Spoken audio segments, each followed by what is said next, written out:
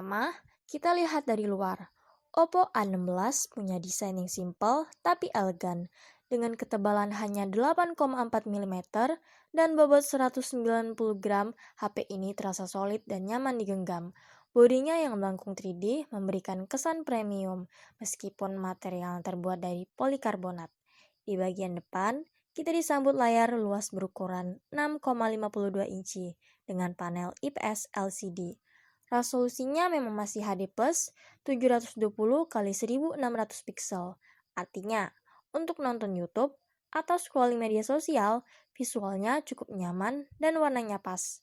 Oppo juga menyiapkan fitur canggih bernama AI Care Display yang bisa menyesuaikan kecerahan layar secara otomatis agar mata kita nggak cepat lelah. Ini nilai plus banget, terutama untuk penggunaan jangka panjang. Oppo A16 ditenagai oleh chipset MediaTek Helio G35. Ini adalah chipset yang dirancang khusus untuk ponsel kelas entry yang fokus pada efisiensi daya dan gaming ringan. Dibuat dengan fabrikasi 12 nanometer, chipset ini cukup efisien dalam mengelola panas dan konsumsi baterai. Otak pemrosesannya menggunakan CPU octa-core yang terdiri dari 2 cluster, 4 inti performa Cortex A53 dengan kecepatan hingga 2,3 GHz untuk tugas-tugas berat dan 4 inti efisiensi Cortex A53 berkecepatan 1, GHz untuk tugas ringan sehari-hari. Kombinasi ini memastikan HP bisa berjalan mulus untuk aktivitas seperti chatting, browsing, dan membuka aplikasi media sosial. Untuk urusan grafis, ada GPU Power VR GA8320. Jangan berharap bisa main game seberat Genshin Impact di setelan grafis tertinggi ya. Tapi untuk game populer seperti Mobile Legends atau Free Fire di pengaturan grafis rendah hingga menengah, GPU ini masih sanggup menjalankannya dengan cukup lancar tanpa banyak kendala. Jadi, arsitektur dapur pacunya ini memang dirancang untuk keseimbangan di antara performa harian yang cukup dan efisiensi daya yang maksimal.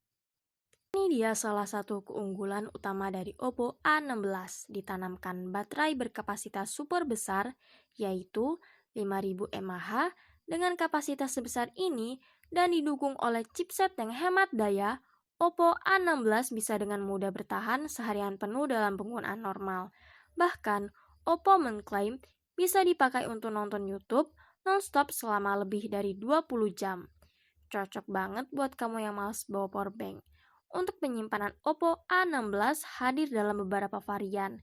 Yang paling umum di Indonesia adalah RAM 3GB dengan penyimpanan internal 32GB atau RAM 4GB dengan internal 64GB. Mungkin terasa pas-pasan untuk standar sekarang, tapi jangan khawatir. Oppo menyediakan slot microSD-XC dedicated.